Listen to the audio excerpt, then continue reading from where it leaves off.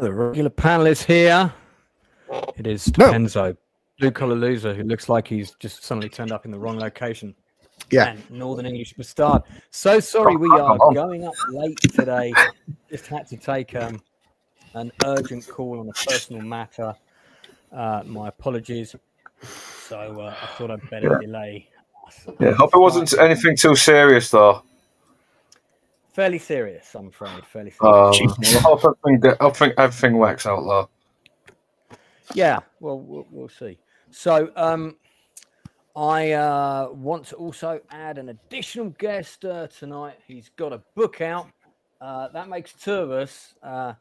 That's your cue, everyone, to say, "Oh, Lance, you got a book out." See, if Inside Man was here, that would have worked. But because I've got you motley crew, we all read. That's why. Yeah, you don't read. I know you're very, very limited capability in the reading department. But we do have Lord Toxic in the house. Who has a hello. Lance, do you have a book coming out? I heard you might have had a book coming out. My book has actually been launched. It's currently in review in Amazon, so I'm just waiting for them to sign off on it. So the hardcover and the soft cover of Silver Screen Journeys is underway. Fantastic. So we'll see. Yeah, we'll see what happens. I'll talk about it a little bit later. One of the things that delayed it was I had my movie quiz, the one in person, not the YouTube one, which I had to postpone. And one of the people who was round for that, actually a film producer friend of mine, said, yeah, this looks good, but why have you only got one or two pictures in it? Why don't you have more pictures? And then I thought, actually, I do have quite a lot of pictures connected to these events. Let me go and find some. So I spent the next 2 days trawling through thousands of photographs, literally thousands, on my PC. And yeah, you know, found a load, and that was really kind of how it yeah, that was how it all came about. So it took a while to get all of that sorted, and then we had a bit of an issue with the cover, which Stupenzo spent half of the day trying to sort out for me. So half an hour. What are you talking about? Half an hour. It seemed longer. It seemed longer, and you sounded quite stressed. So that's you know. It's because Amazon will not let you download a template for some reason. I gotta screen share it off you. It's so dumb. Yeah. Like, send me the specs. Well, it was fairly entertaining. So one of the things we're gonna do to kick off, though, before we start, is give Lord Toxic's book a plug. He's got a novel out. Is it your first novel? Is that right? It is. Yeah, it's my first one. Let's have a quick butchers at that, and then I'll probably get you back on the channel specifically to talk about it. Normally, when I do authors, I get two on at the same time. So we'll do that. Give me the name of the book. Slapdash. That was it. I sent you the cover and the back cover. Yeah, you did, but I thought I want to get it on. I want to get it up on Amazon here. Amazon. Okay. Yeah, that's cool. Here it is. So it's available for £12.58, a very specific price in the UK. And it's basically the story of a cop who lives on the edge. I don't know. I'm just guessing. James McCauley can't keep himself out of trouble. Ever since childhood, he's been plagued with tragedy and violence. As an adult, he uses his skills as an ex-military intelligence officer to make a modest living as a PI, trying to keep his head down and avoid his checkered past. A past that may have caught up with him. Dun, dun, dun.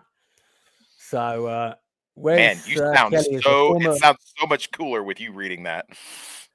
Dude, you okay, so Wes Kelly is a former military policeman, paratrooper, and security specialist. You missed out, and former convict in that section.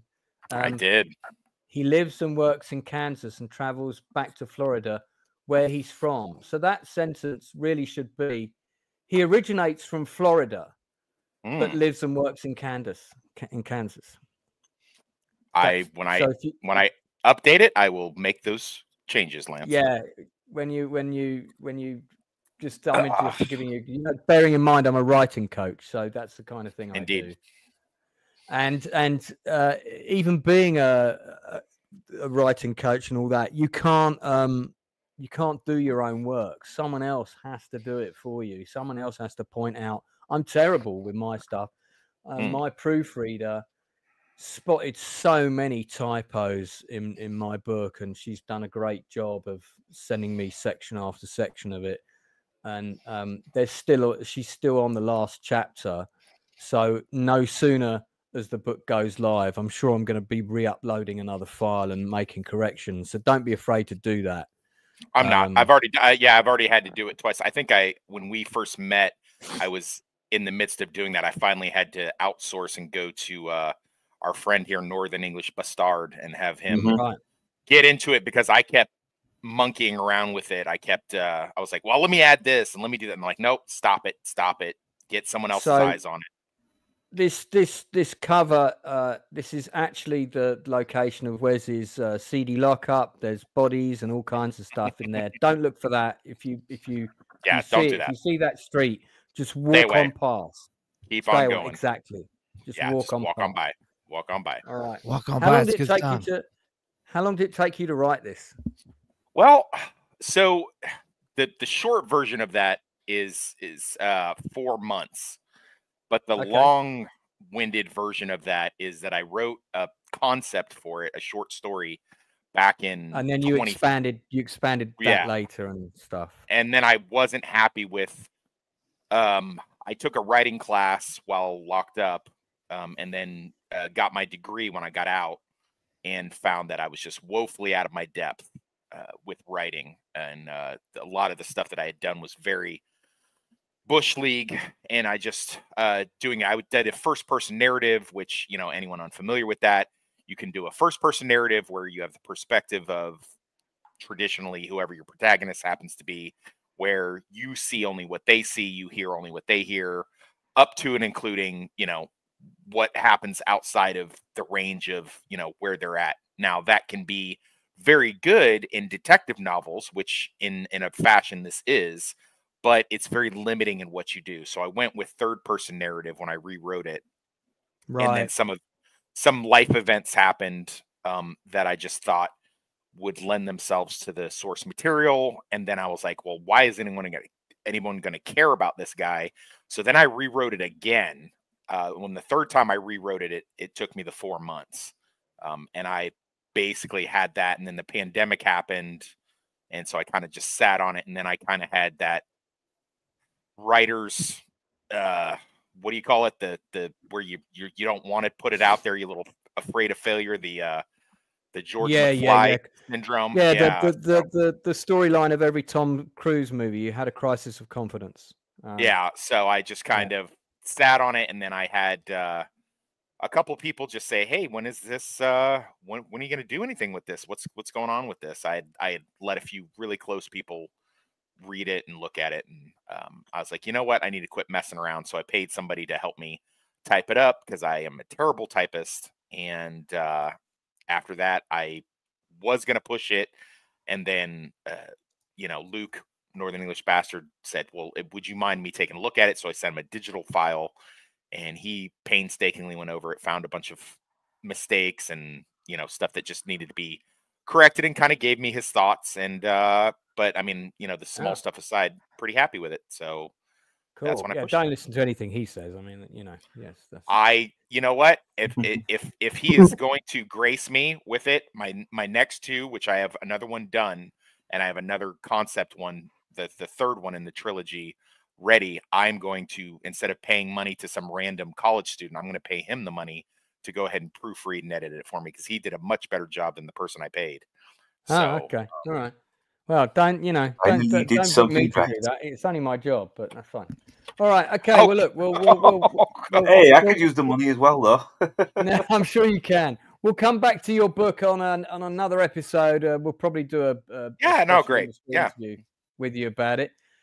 Let's get into this. Is a Skeleton Crew special, so we're gonna not devote the entire time, because of course Stupenzolicious and I really want to tell you about the fantastic Christmas movie that is Hot Frosty. But Hot Frosty's great. Hot Frosty, it needs to be discussed. But we're going to get into Skeleton Crew first. I watched this late last night. As soon as it dropped, I actually stayed up because I'm me. I'm I know it was out yet. Anyway, just as I was going to bed, it was actually available. Huh. And I thought, okay, well, I'm gonna watch this, and I'm gonna keep it firmly in my mind. That it is made for kids. This is the Caravan of Courage of 2024. All right. And the main thing that bothered me about the trailer, which bothered most people, I think, was that the aesthetic of this world didn't look particularly Star Wars, and that was kind of the rhetoric that was going around. So anyway, I watched the first 2 episodes, and I'm going to get into some spoilers here, but I'll try not to give away anything too vital. The main thrust of the narrative is these kids on this planet, which is a planet which is isolated deliberately from the rest of the universe. It almost has like a shield so that people can't see that it's there. It's like a cloaking device, effectively, I'm going to call it. So this planet that is cloaked from the rest of the universe has done so in order to keep itself hidden from the various wars that have taken place. They basically kind of opted out of the of the Star Wars universe, if you like, and kept themselves deliberately self-contained. It's a planet that's rumored to be full of riches and things like this, and I think it was often being sought after by pirates and people that wanted to plunder it. And this takes place after Return of the Jedi, this show. So once I learned that, I didn't really care that the aesthetic of the planet didn't necessarily look so Star Warsy, because I thought, okay, if these guys have grown up in an isolated society and you're trying to show that, and they've created their own culture and probably left behind a lot of the cultures that came with them, it doesn't have to look typical Star Wars. Maybe it looking different kind of works for that storyline. I'm not totally buying into it, but I can accept it. That's fine. And then in the second episode, they leave the planet. It all becomes, people keep comparing it to the Goonies, but I think this is like the movie The Explorers, which is directed by Joe Dante. It's a fantastic film that came out the same year as Back to the Future, and for that reason, it often gets overlooked. And that's about 3 kids building a spaceship going into space. So this plot is very similar. It's about several kids finding a spaceship and then going into space. And the second episode is them going into space. And now it feels a bit more Star Wars. They end up at a kind of pirate base. There's a lot of Star Wars Easter eggs and lots of Star Wars aesthetics. And, I sort of watched it and I thought, actually, this is all right. The dialogue's okay. One of the kids is very annoying. This is kind of okay. This is, and there's some pretty cool bad guys. There's some pretty cool pirate villains. So my overview of it is, I'm quite happy to watch it. It's not terrible. It's not amazing. It's not going to save the Star Wars franchise, but as a Star Wars show that's fun for kids, this is fine. I give it a solid 6.5, leaning into a 7 for children out of 10. that's my overview on Skeleton Crew. Stupenzo, I know you've seen it, so as my regular co-host, you go next. Yeah. You kind of told me last night, oh, I want the thumbnail to be about Skeleton Crew. And I was like, that's coming out already? It's like, it's out tonight. I was like, wow. Okay. Well, yeah, I'll watch it. Again, just like Dune, I can't really rate it based on what I've seen. But I got to say, definitely better than all the other Star Wars shows I've seen. It's reminding me of the first episode of The Mandalorian. Remember that came out? And you're like, this is different. This is neat. This is all right. So it's kind of got that vibe. It starts out like, and it, unlike the Acolyte, like if you take away all the words of mentions of Jedi and lightsabers and, all the stuff about the Force, if you take all that out, it doesn't really feel like Star Wars. Whereas this one, it does feel kind of like Star Wars. I know the beginning is a little weird with the suburban neighborhood, but it's kind of like that movie, The Island, with the Michael Bay one. You start out in this really wacky world, right? And then you slowly strip that away, and then you're back into like the familiar. Once they start going to the pirate outpost, I was like, this feels like Star Wars. And I wouldn't know. I mean, it's I would say it's geared towards kids. I don't know if kids actually like watching movies with kids in them. It does have, Goonies vibes, or like you said, Explorers, like a cast of little kids. I mean, that's kind of the main thing that I've been saying about, I'll talk about this at great lengths about Halloween and other things, but we need to start marketing things, not necessarily marketing them to kids, but just if kids like it, then that's it. If the kids like it, then you've got a hit kind of thing. I think if this does resonate with kids, I know for a fact that the sequel trilogy and these newer shows have not really been hitting it home runs style with the younger audiences. But if this show can do it, you got a hit on your hand. How many seasons will it take for the show to burn out and get crappy? I don't know. It seems pretty predictable already. I knew exactly who was, what's his name? Handsome guy, Jude Law. And I said this previously. There's no spoilers yet. This is still my theories that I said. It's like, well, obviously there's a Jedi. Guy is a Jedi, and he's going to be the bad guy, I bet. How much you want to bet he's the bad guy? Because Jedi are evil now. I remember you saying that. But even if they do it well, I mean, that'd be fine. If all the other stuff hadn't come out that was depicting the Jedi as assholes and bad guys, then maybe this would be more appreciated when that reveal eventually comes about. I don't know. As far as the cast of characters, the kids are all cool. They're good actors. It's a fun little ensemble piece. They got great chemistry. You got the two girls who are, a little more uptight and mean. And then you got the two young boys who are nerds. They're kind of dorks. They're kind of clumsy idiots. And it's a great dynamic. And then this pirate robot is thrown into the mix. And he's kind of, I don't know. There's a common trend with like Rogue One and some of these other Star Wars shows where the droid's like the best character. And I think we might have another case like that. There's also really cool, the werewolf character from episode 4 is in it. I don't know if it's the same werewolf, but one of these werewolf dudes with the glowing red eyes is running around, and that's fun. A lot of cool alien stuff, a lot of alien design, a lot of fun alien crap that you want to see in Star Wars. I don't want to see a bunch of monasteries with, asexual monks running around in robes just being boring. I want to see wacky alien pirate stuff. This is, as far as, story wise, it's pretty, the first episode's 40 minutes with 10 minutes of credits. And the second episode is 30 minutes with 10 minutes of credits. So it's like, I think so far we've only gotten like less than an hour's worth of material. And not a lot going on here. So spoiler wise, I mean, basically you got some kids on a planet. They leave the planet and they're on a pirate ship. And and then they got caught by pirates, but I think we're all caught up now. But it was fun. It had some great, it's one of those shows that's, they paid some good attention to the production design here. And it looks fun. I don't know. That's the thing. It's not morose, boring, and overly serious and up its own ass. It's a fun, silly little it's a fun story. kids show. It's a fun, it's a fun kids Star Wars. All right, well, Stupenzo, your time is up. Who else on the panel has actually seen it? Northern, have you seen it? I didn't even know it was out already. And the wife watches Disney Plus a lot, and for some reason, it hasn't really been bigging it up on the interface. So I haven't really had a chance to watch it. We'll pass to Blue Collar, who's currently muted. No, I'll watch it tonight. Like they said, I didn't know it was out yet. So cool. That's two people. You guys call yourself YouTube critics? I didn't know it was out. Yeah, man. You need to be on your A game. This is like Star Wars.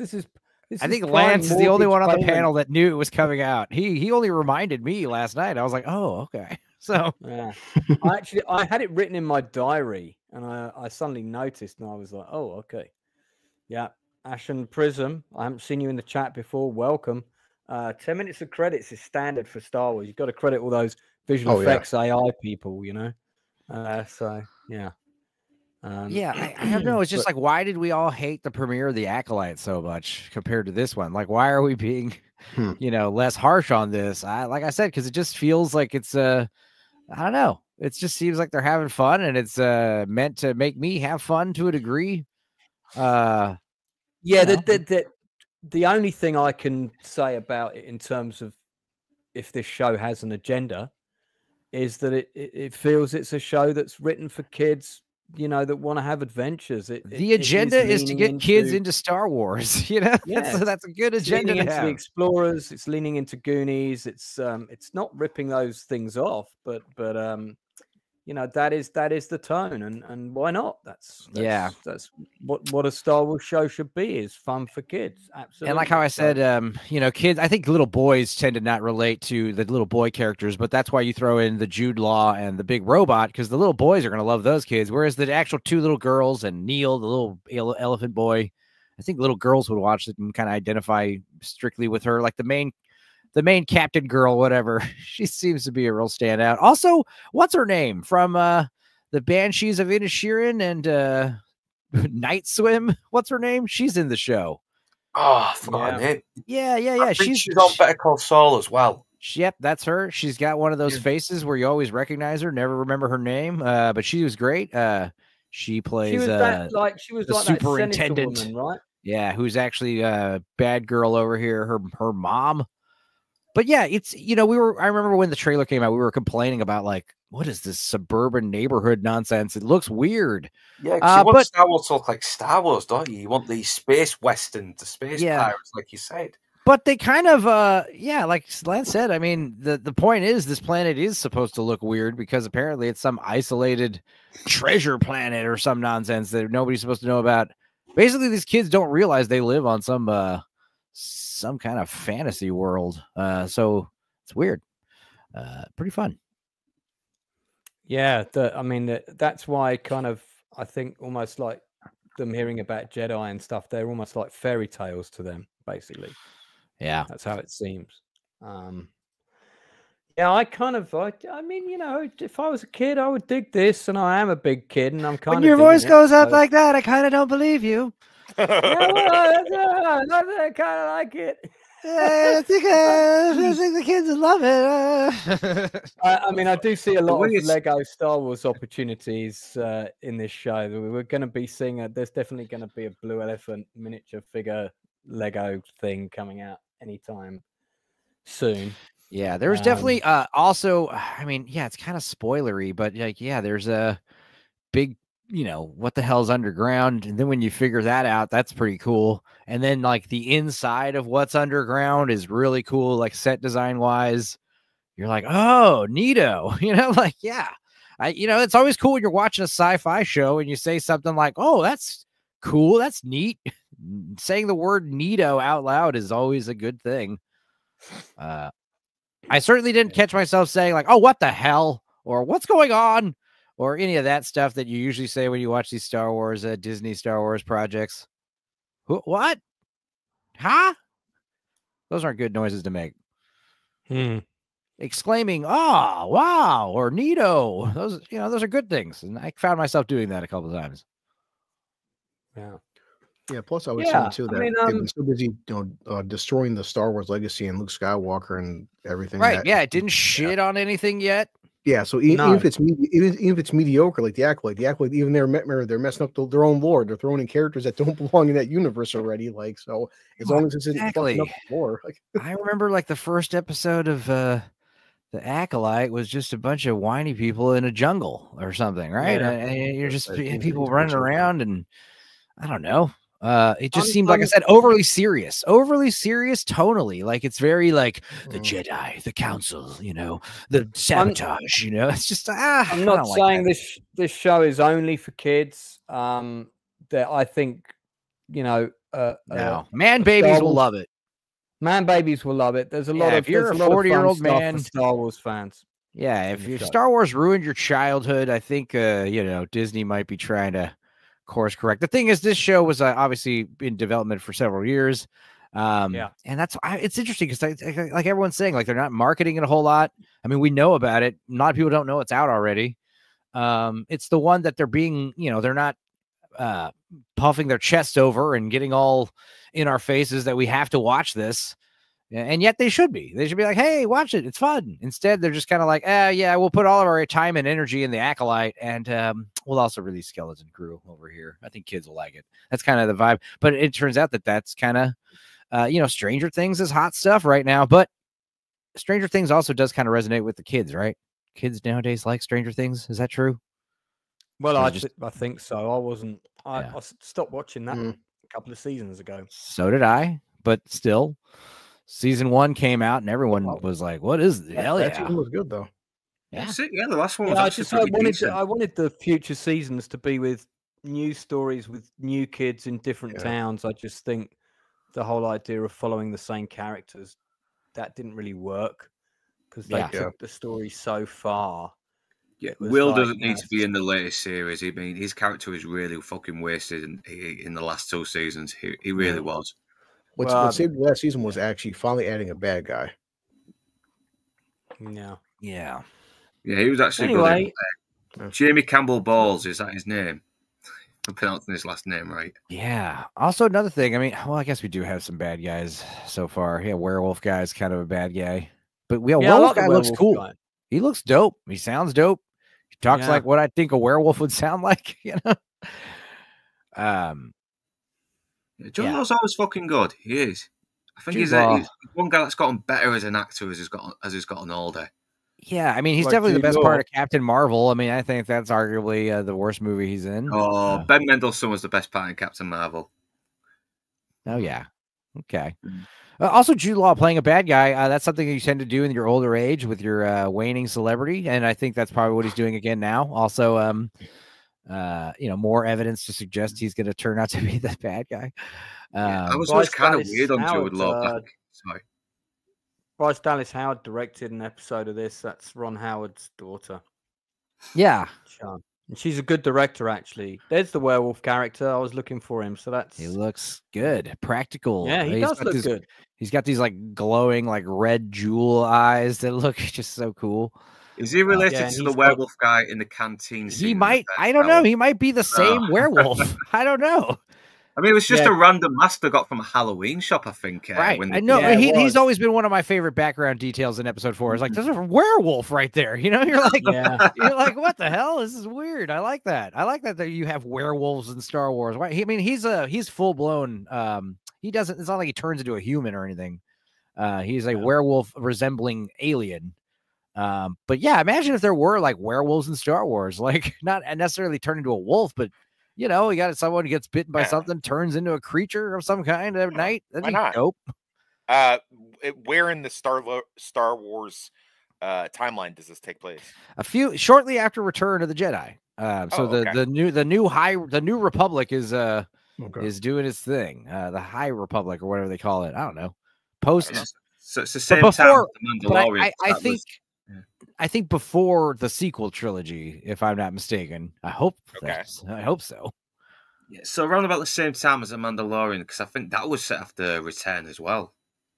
Yes. Right. Oh, yeah, and I guess we could inevitably get a Baby Yoda crossover. Yeah, imagine if Baby Yoda had left Mandalorian like he was supposed to, and then he came back on this show like several years later, we'd all be like, oh yeah, Baby Yoda's back. True. But instead we're like, get rid of Baby Yoda. I'm tired of him. Right. Yeah. Well, that's a good point. Yeah. Yeah. Well, it's a cautious recommendation from us. We've only seen 2 episodes. Quite liking it so far. I think it does what it says in the tin, and it excels in some areas. The production design is really good. There's quite a few practical effects. Obviously, there's a lot of green screen, but it's not that horrible sort of obvious green screen. So some stuff has been improved from previous shows. The child actors are pretty good, which is a good thing because they're leading the show. So I think in particular the character that's doing the Geordie LaForge number from Star Trek with her space goggles or whatever they are, I think she's gonna have a pretty successful career. Got kind of a cool presence, fairly effortlessly on set. So all of these kids are pretty good, to be fair. So we shall see. We shall see what happens. As we always say, it's become such a cliche for certain corners of YouTube to just hate everything Star Wars, and you and me and everybody I'm here. not going to do that. That's what I say with you. You go into it like, what, Star Wars, as much as it's disappointing us, we'll still go in hoping it'll be good. It's just so tacky. Tox, the president of your fan club is in again. The golden boner of King Midas. I think this is one of your best mates. He's just showing you some love. Look, yeah. Sucks. Yeah. Thank you, golden boner. I appreciate that. Yeah. So, because I got a golden boner in my hands. I like to polish it whenever I can. Nice. So let's move on. Star Wars Skeleton Crew. Then we'll await the future episodes. So episode 3 has some things in it. I heard. Well, I hope so. I mean, if it was just a blank episode, it'd be pretty boring. Oh boy, the message. So okay. Well, while we're sticking with the science fiction, I've just watched episode 3 of Dune Prophecy. I know some people are pretty down on it. We have talked about it before, but I'd only seen episode 1, I think, when we spoke about it before. Just before I start, don't jump in with your views, but has anybody else watched it as far as episode 3, or am I the only one? I think just show. Anyone? Bueller? Anyone? Bueller? No? Okay. All right. So I won't spend too long on it then. But look, overall, the criticism seemed to be, this is trying to be like Game of Thrones. It's boring. There's not enough action. That sort of seems to be the vibe I'm getting from people. Okay. My thoughts on this are as follows. First of all, Game of Thrones was not adapted before Dune. Dune was adapted before Game of Thrones. Dune is a political science fiction series. Politics plays a major role in it. Backstabbing, all of those kind of things. People doing deals beyond deals and all that stuff. So it's really not surprising that a show that focuses on the Bene Gesserit as the main narrative is that kind of show. So I don't really buy into the argument that this is just trying to be like Game of Thrones. And you can see the influence in the writing of Game of Thrones from Dune, which came out way before. I guarantee you that he read Dune when he was younger. So, Mr. Martin. So I'm not just gonna write it off. I think that criticism is weak of the show. What I like about the show is that the production design, the look of the show, the feel of the show feels very Dune. It's totally in sync with the recent movie adaptation, which I think is a very wise move. If you did what the Sci-Fi Channel did and go for a totally new aesthetic again, I don't think this show would have worked. You've got a cast, Olivia Williams, who I've met, actually. Jason Flemyng introduced me to her, and Emily Watson are 2 actresses that are absolutely at the top of their game in the profession. These are 2 first-class British performers, and they're great in this. I mean, watching their scenes, they're all over it. acting wise. So their scenes are fantastic. Yeah, Travis Fimmel, people like that are fine, bit of eye candy, you know. But there's a lot of unknown younger actors in this show. Chloe Leah was particularly good. Thought she was very good, actually. Definitely has a big career ahead of her. You've got people like Edward Davis who've been around for a little bit, jobbing actors. You've got people like Mark Addy popping up, playing a very similar character to stuff I've seen him do already. But these are all good actors. There's no weak members of the cast. So that's another thing. Script could be a bit more gripping, but I personally don't find it boring. So I'm on episode 3 and I'm pretty interested in what's going on. There's a lot of flashbacks and jumping around with narrative, and I wish shows would stop doing that just because it's fucking trendy. But yeah, I give this show a solid, so far 3 episodes in, I give it a solid 7.5 out of 10. If you like the Dune universe, I think it's worth watching. And if you're just writing it off, you know, because it's the Bene Gesserit, I don't think it's a woke show. I think this is the perfect show to do with the female characters at the front. It works in the Dune universe. It's fine.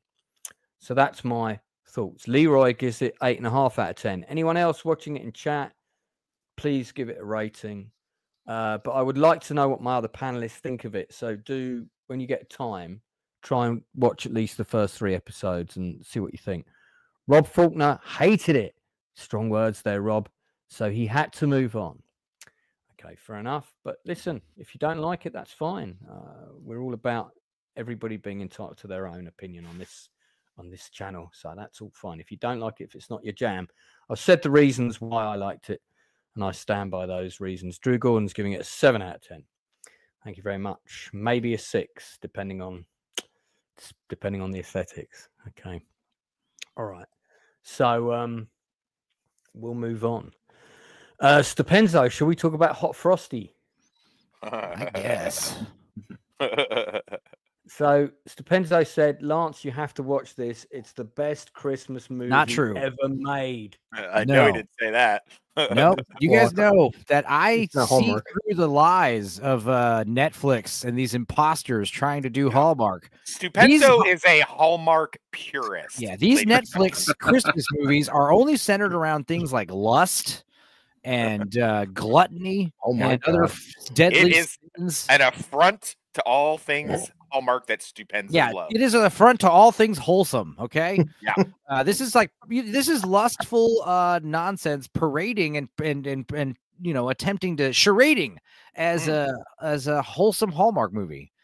Basically, you've got a woman played by Lacey Chabert. There's no R there. Chabert. Charbet. It's There's Lacey no Charbet. There's no R before B. What? I promise you, it's Lacey Charbet. Well, then her name is misspelled. Okay. So, she has a magic scarf for some reason. I can't remember. She puts it on a snowman. He turns into a hunk, and she basically has to have this woman show her the snowman shows this woman the meaning of Christmas through horniness. I don't know. I'm sold. This guy. What's funny is it's not a normal snowman. It's a chiseled like statue of David style looking snowman. Who's anatomically correct, as it turns out. So they really went down on all the details. Whoever chiseled this snowman. I'm so watching this after the stream. Yeah. And I mean, you need to see it to be believed. The message is that. And this snowman has the mind of a child.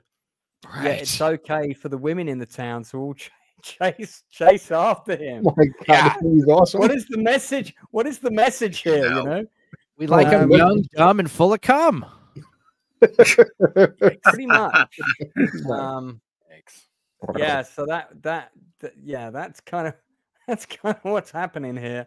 Snowman with a speaking ghost.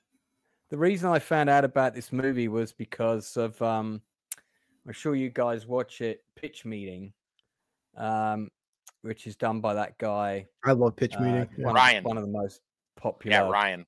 Ryan, he should be on open bar. He's fucking. I know hilarious. a lot of people that heard about this movie from the pitch meeting video. Do you think that Ryan was paid maybe to focus on this random Netflix movie? I don't know, but man, really grill us too because we don't care. I love pitch meetings so much. Yeah, I agree. Well, he's just got that big, really fake smile that he puts on. It just makes it more funnier when he says I'm gonna show just like 30 seconds. Ryan, this is really just to plug your shit because I love it so much. But this video was the first clip at my movie quiz this year after the intro that we did. And everybody was absolutely wetting themselves laughing. I'm just going to show the first 30 seconds, which will give you the gist of this movie. Movie for me. Yes, sir, I do. It's called Hot Frosty. Oh, ew. You guys hear that okay? Yes. Yeah. If I look that up on Urban Dictionary, am I going to see something gross? Well, sir, I'm looking it up. Don't look it up. Oh, God. You shouldn't have looked it up. I don't think we can make a movie about this. No, sir, I meant it as a Frosty the Snowman type thing. He's a snowman that comes to life. It's a Christmas movie, and he's good looking. Oh. Yeah, it's kind of like one of those Hallmark Christmas movies, where it's so bad it's good. Okay. Hey, what if we make it so good it's good? Whoa, let's not mess with the winning formula. That's a good point. Play it safe. So we start this movie the way the old cheesy Christmas movies start, with Lacey Chabert waking up. Exactly. And this time her character name is Kathy, and we see that the heat and a bunch of stuff in her house is broken. What? Okay, so we better stop it there because You know what's funny is this Gord King said this. Gord King said that this movie should have been called Jacked Frost. I was like, yeah, better title.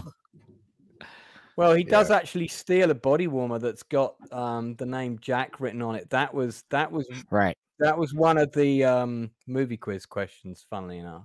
That happens right at the beginning too. Yeah. So it's you've got to see this film to believe it. We might have to do a watch party for this movie. No, let's watch the Unwrapping Christmas quadrilogy instead. The Hallmark MCU. Enzo, what Christmas movie do you have for us this week? There's 4 of them. Oh shit! You weren't joking about that. So this no, is some kind dude, of check this out. Okay, so the other day I talked about this on Sunday's live stream, but I'll briefly bring this up. But yeah, I watched one called Unwrapping Christmas, Mia's Prince, and it's like a green cover with a girl who's I don't know, ethnic in origin. I don't know, she's brown. I don't know what her ethnicity is, but she's dating a handsome rich guy, and the mother doesn't approve, and everything works out in the end. They work at a gift shop. A gift wrapping shop, excuse me. Yeah, that's her name, Mia. Okay, lovely lady. But what's interesting, I thought that was interesting when I saw this movie was she has 3 very attractive and just as interesting co-workers who are barely in the movie. They work at the shop and they're all like, what's the lowdown on the handsome guy, And it's like, okay, this is kind of weird. It turns out that there is a separate movie for all 4 of these girls. This is unwrapping like a Hallmark the HCU, we're going to call it, with all these interconnected Hallmark movies happening at the same time, which is pretty interesting. So all 4 of these girls are going through some random romance thing. Stuff. Yeah. Do you have scenes in each film that like overlap and stuff? I haven't seen that yet. No. I think they all take place like around the Christmas season, like leading up to Christmas. But yeah, nothing where like this. It's not like Back to the Future where you're seeing like Rashomon, where you're seeing multiple Hallmark things at once. Also, it seems like the gentlemen from the 4 previous movies do not appear in any of the other movies, whereas the 4 ladies, they are in each and every movie. So they got 4 roles for the price of 1, and one of the roles is a starring role. So that's pretty interesting. All we got side Hallmark and stuff. Tina's Miracle is the other one. That's the red one. The blue, there's a blue one and a yellow one. I don't remember their names. I mean, come on, dude. But yeah, I'm not going to recommend these, but I just thought that was pretty interesting that's where Hallmark is now, One I do want to recommend though, that's kind of a Hallmark, not a Hallmark movie, a holiday movie. I'm preparing for Nadia's big horror Thanksgiving and Christmas movie marathon tier list, and one that I watched for the first time all the way through. I'd seen the opening scene of it many times, and it was always like kind of something on the list, so bad it's good type thing. This was just awesome, and it's called Poultrygeist. You guys have probably heard of it. It is a movie about a fried chicken place called the Chicken Bunker. And it is, all the people that work there wear militia fatigues, and they fry chicken. And there's a bunch of protesters out protesting the place because the place was built on an Indian burial ground. So you've got a Native American curse as well as some kind of zombie outbreak in tainted chicken happening at the same time. So because of that, all the protesters and employees slowly start becoming like these weird chicken zombies. But the reason why it's so good is because it's a musical. It's not joking. There's a song. Oh man, what is that? There's a song early on in the movie, and you're like, okay, that's funny. But it turns out there's like 6 more numbers. There's like 5 or 6 songs in the movie. Oh god. Also, for a poultry budget of $500,000, this movie really gets away with a lot. Effects wise. Lloyd Kaufman directed it, who's one of the trauma greats. This is a trauma movie. And it is, balls to the wall. One of the most offensive movies I've ever seen. Makes fun of everybody. Definitely just makes fun of everything. They've got an employee who seems to be Middle Eastern, and she wears a hijab, and everyone thinks that she's the one killing employees because she's a terrorist or whatever. It's silly. There's a lot of nudity, gratuitous nudity. There's tons and tons of blood and violence and gore. Damn. And it's all just done with, big smile on everyone's face. It just seems like it was a good, fun time. And what I read was when they were filming it, a lot of the scenes take place were filmed in a church that they were actually staying in when they were filming. So they basically used a church to camp out at. Yeah, I'd be careful browsing through the stills. I don't know does IMDb ever show nudity on their stills? Because there's a lot of nudity in the movie. What are we setting ourselves up for in that department? I'm wondering. I would stop sharing while you're before you look at each slide, and then share each slide. You know what I mean? I don't know how much that takes away the fun. Yeah. Well, just be prepared for something horrific. But yeah, it's one of these punk rock movies where just these guys are just, making an awesome, really controversial, fun movie just because it's funny, and doing it on a, shoestring budget just because they have a passion for the craft.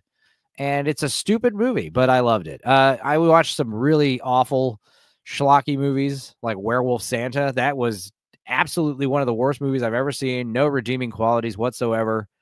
It sucked. I've also seen Thanksgiving, which is, stupid. Bad. Ginger Dead Man was also really bad, but this one was so good. It's good. You know what I mean? It was bad. It went all the way around. It was just, yeah. Oh, you mean they broke the formula? So good. It's good. Yeah. This was great. It was, I had no complaints whatsoever for the movie. Definitely not one to watch with the whole family. Definitely one to watch if you are an immature juvenile idiot like me. You'll love it. So yeah, that was fun. 10 out of 10. 10 out of 10 for Poultrygeist Night of the Chicken Dead. Yeah. 10 out of 10 with a bunch of asterisks next to that 10 out of 10. Mm-hmm. Assuming if you like Tales from the Dork Side or the Dork Side we watches, you'll love this movie. That makes sense. Enzo, this looks like a cameo from you with a blonde wig on. What's going on there? Yeah, it looks like Blue Collar. Gordon, who's also seen the film, gives it 11 out of 10. Yeah. These go to 11. Style my hair blonde. So, okay, let's move on. Northern, what choices do you have for us this week? Oh, we had a couple of really good old school Christmas movies. We've had Miracle on 34th Street, the original 1940s version, and The Shopper on the Corner with Jimmy Stewart, where basically it's like the film Have You Got Mail, except it's the 1940s, and he's got this woman in the shop who he's working with. He kind of likes her, but at the same time, she's always saying something that pisses him off a little bit, though, and she doesn't know that they're both pen pals. And it's a very nice little, simple Christmas movie, a lot of goodwill. Give And me there's also the, this give me storyline the, where give me the boss, title of that. Give me the title of that again. Shop Around the Corner. Shop Around the Corner. I'm sure I've seen that. Oh Yeah, yeah, very yeah, old yeah, school. yeah. And yeah, and there's this also this other storyline where his boss thinks his wife is having an affair with him, and it does lead to some very funny little misunderstandings. But it's really just a very simple Christmas movie about just people trying to get on with life. But then we get Miracle on 34th Street with Edmund Gwynn, and it's a very simple film. It's very nice. It's very simple, and I kind of like the old school romantic movies more than the new stuff. The characters seem to be a bit more realistic, and they never seem too cliche. They always feel like real people. At least how people would act back then. And yeah, the 1940s Miracle on 34th Street is really good. It's just watching this guy just do these simple, nice things, and it leads to a big chain reaction of all this other stuff, and it's always leaving the people around him baffled, but at the same time, they end up kind of finding him endearing, even though he's this nut job who keeps claiming he's Santa Claus. But you also get little moments where you start to wonder if he is Santa Claus, because he has this effect on people wherever he goes. And yeah, these two are very good as well. I mean, the mother is basically raising her daughter not to have an imagination and not believe in silly things that are fantastical. But the other people are thinking, yeah, but she's still a kid. Let her have a bit of an imagination. Let her be a child. Let her play pretend. And Natalie Wood is very good, as well as this little girl who's wise beyond her years, but at the same time, Good God, I forgot this was Natalie Wood, man. Yeah, she's miles better than Mara Wilson. No offense to her though, but Mara Wilson just felt like just this very saccharine, sweet girl that's there to look cute. And yeah, Natalie Wood was adorable, but she still had a personality. She still came across wise beyond her years, but at the same time, you can still see there's this innocence in her that's yearning to come out. And Edmund Gwynn does a very good job of kind of encouraging her to just indulge in that innocence and just being a kid. Yeah, I mean, my favourite scene on this is probably the moment where he's speaking German to this little girl, and she has that look on her face where where a whole world of everything being grounded is she's starting to question it, and it's all done with one little look, and it's just one moment, and it says a lot in just a few seconds. How do you like this version compared to the Richard Attenborough one where he's playing Kris Kringle? It's all right, the remake. Richard Attenborough is the best thing, but there's just something about it where the nice whimsical moments feel a little forced, and I never got the sense of that with this original. I mean, Richard Attenborough, I know what you mean. Well, yeah. He is good in the Santa Claus role. He is. But the rest of the film feels very one note. It feels very flat, doesn't it? Yeah, and the remake, yeah, and the actors are doing their best and that, but you got this other storyline where the rival business owner is like trying to make sure he is put away because it's jeopardizing it. But we don't get this here. In fact, both rival companies end up working together. They're trying to outdo each other and being generous in front of him. It's funnier. It's so much more funnier. And it does make a little point about how commercialism is kind of making Christmas feel a little less special, and he kind of turns it on its head, and it's in a very bizarre but very funny, touching way. Okay. And what would you give this out of 10? I give it a 10 out of 10. I can barely find. Does anybody else want to rate Miracle on 34th Street, the original, from the panel? And if you see it in the chat, please give it your rating out of 10. 8 out of 10. I do like the remake a lot too, with Richard Attenborough. Richard Attenborough is great. Same, yeah. Yeah, he is good. He's a very strong element in the remake, but I feel some of the other elements in the remake are maybe not up to par. But yeah, but I hear you. Yeah. So anyone else want to rate it out of 10? 9 out of 10. It's a classic. I'm sorry, Blue. I'm sorry. Oh no, I agree. When you end 8.5 is good. The remake is very good. Yeah. Well, I agree, and Yeah, let's move on to Shop Around the Corner, which you also mentioned. Let's cover that. Let's cover that briefly. Yeah, I think it's very underrated. I think it's I don't really hear a lot of mention about it though, but I think it might come around the same time as It's a Wonderful Life. And yeah, Jimmy Stewart is once again, he's a very, very likable actor. He's always good. He's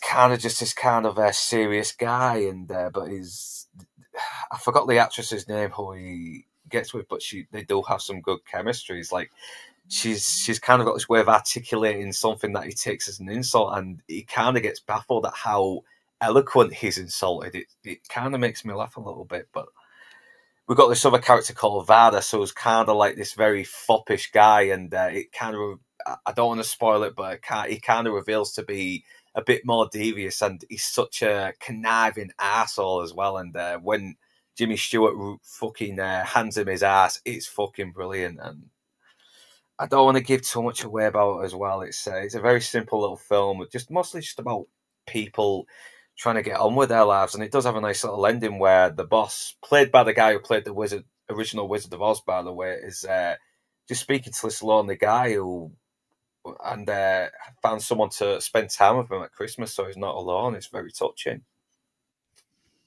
Yeah, Margaret Sullivan, Carla Novak. Yeah, I think that's yeah. Can certainly relate to that.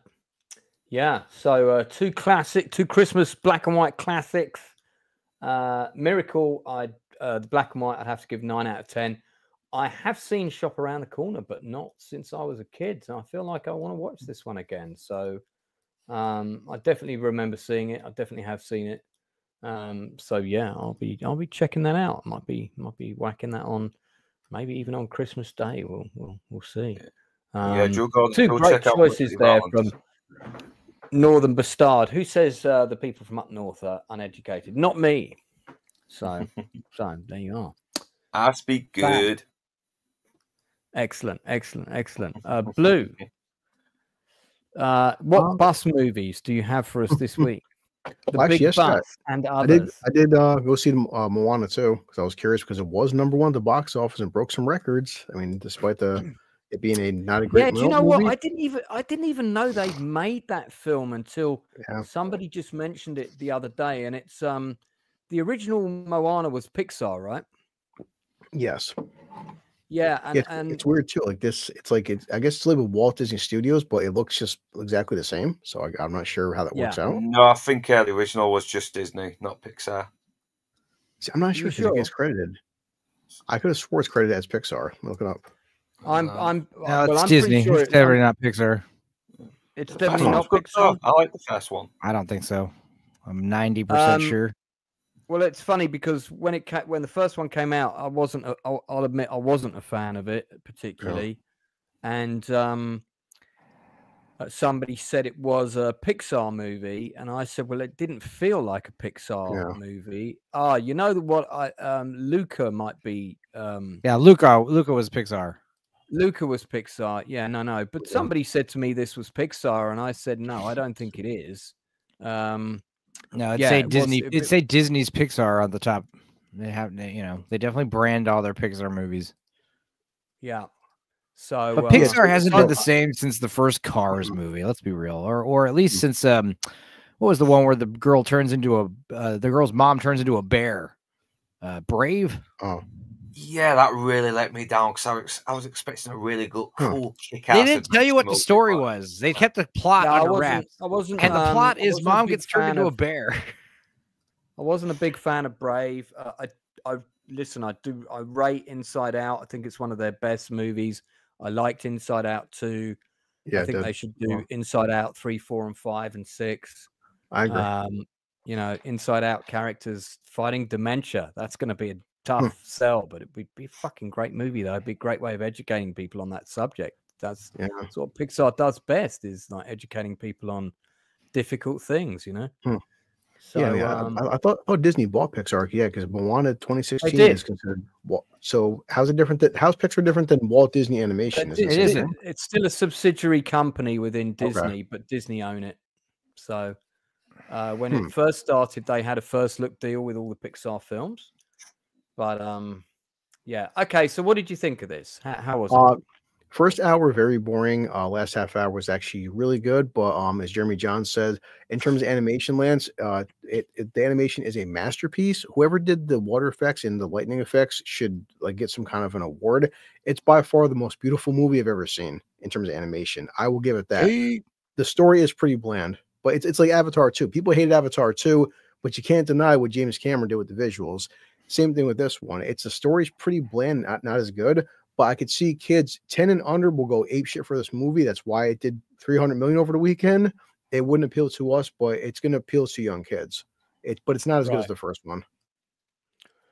Well, so what are you giving it out of 10? And people in the chat, if you've been to see Moana, I mean, I'd probably honestly like it's like a 5. I mean, love or hate The Rock. The Rock has a certain charisma to his voice acting and his charm, but his character's in the movie for like a half hour. He's barely in it, you know. Good. Yeah, but that's very sad because it was the chemistry between Moana and Maui that made the film fun. And they spend more time on these new side characters, and you can't remember any of their names. The story's simplistic. And Moana, she's definitely not. She's kind of overpowered in a sense. You never get a sense she's in danger. And Maui, they kind of like depowered him in a sense. It really just it's like a sequel that I feel like you didn't need, but of course you set up the potential for a third film. And judging by the box office, though, it just broke Thanksgiving Day records. So we're going to see Moana 3. Simple as that. It beat Wicked as well, apparently.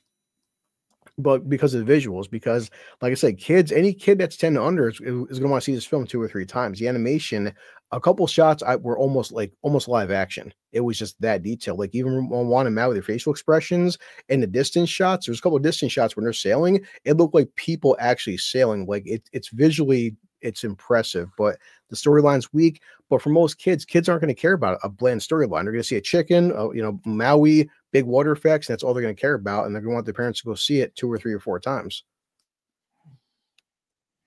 Yeah. But yeah, it's definitely not as good as the first one. So your final rating out of 10? I mean 5 because the last half hour is fantastic, but the first hour is boring, man. We've got a couple of things that people have put up in the green room here. Special Ops Lioness, Landman Official, Shrinking something or other. Who are these? Who's putting these? That's from me, but I was waiting for your permission to. No, that's fine. I figured they probably would be. Did you want to talk about Special Ops Lioness? When it's my turn, yes, sir. Yeah, so your turn's coming up. Are you talking about season 1 of that show? No, well, season 1 and 2, if that's okay. I've binged the whole series. That's fine. I did cover season 1 before, and I recommended it. I liked it. I thought it was great. I haven't seen season 2 yet, so maybe let's focus on. Be careful. Let's focus on season 2, but be careful of spoilers if you would. I can do. Yeah. So, may I share the slides or the trailer? Yeah, actually, let me rather than grab up the thing, I'll do that. Yeah. Let's do that. Here we go. For playing outside the lines. I want to mute it. Is this the trailer? That's the trailer. You might want to mute it though, because Paramount's really. Yeah. We might get copyrighted for just showing it on visuals anyway. But anyway, go ahead and talk about it, and might have to cut it out later. Well, I mean, if you're worried too much, I did make a video which I shared of 5 shows for people to binge watch during the holidays, and I used this clip with no sound, and I didn't get tagged. If that means anything to you. Okay, but go for it. So basically, the Lioness program is a program utilized in the DoD and the DOS, Department of Defense, and the Department of State. And what it's used for is they take a female military member from various walks of life, Navy, Air Force, Army, Marine, like that, no Space Force. And they use them to, in some way, kind of do a La Femme Nikita and get close to a target that's ordinarily too hard to get to, lest you want to, like wipe out an entire town. So in the first season, as you know, they utilized this individual named Cruz, who is a street kid that joined the Marines. They did a pretty good job of showing her backstory, or rough and tumble backstory before she joined the Corps, and how she came to be, and why she was such a go-getter. And they used her in order to get close to this arms dealer, and to a lesser degree, the arms dealer's fiance. And wackiness ensues off of that. She gets kind of caught. She almost goes native a little bit. You know, there's a whole dichotomy of her falling in love with the asset and the mark, having issues, but it shows really, really well what special operations and people who kind of paint outside the lines within the military structure do in order to get something done, both CONUS and OCONUS, which means overseas or, you know, in the United States. So I was really impressed with it, and I'm ashamed to say that I kind of effed this off for a little while, because I thought it would be another girl boss bonanza of, you know, little girls throwing big dudes around and stuff, and it's really not that at all. So I think it's only because I went and looked at another TV show from Taylor Sheridan, Landman, that I wound up that they kept promoting this, and I'm like, well, let me at least give it a shot. So if it's terrible, I can piss on it. But I wound up, like I said, binging all the way up to where they are at in the penultimate episode of season 2 within like 2 or 3 days. And it's just incredible. It's one of the best military shows I've ever seen. Taylor Sheridan, just come on, man. The dude just, he's out of control. He's so good. Yeah, I mean, for me, Taylor Sheridan, you know, usually if his name is on something, it is a bit of a seal of quality. Mayor of Kingstown, seriously. Yellowstone, Tulsa King. 3 or 4 feature films he's directed. I particularly like the one with the guy that plays Hawkeye. Who nearly got killed himself. Jeremy Renner. Yeah, particularly like Wind River, wasn't it? Wind River that he did. Wind River. Yes, that was a good movie. Yeah, that's a great movie. Hella High Water, Sicario, like that. Yeah. I mean, his directing, his style, particularly the way he handles action, you can always follow the action, which I really like. Yes, I agree. Yeah, you know, he doesn't go full Michael Bay. Although, if you want to see Michael Bay direct action well, watch 13 Hours. Great movie. True. And he's quite restrained in that. You know, 4 man's a fire team, bro. Anyway, yeah, Zoe says Allender's really good in this show. I really liked season 1. I think it's you can watch it on Paramount Plus. Yeah. But I think it's also, isn't it also on another channel like either Amazon or Disney or something? You know, I think it is. I think it is, but it's that thing that I don't understand exactly how the UK vis-a-vis the American streaming services work, because you guys have certain stuff on like Hulu and Disney that I don't have, and then vice versa.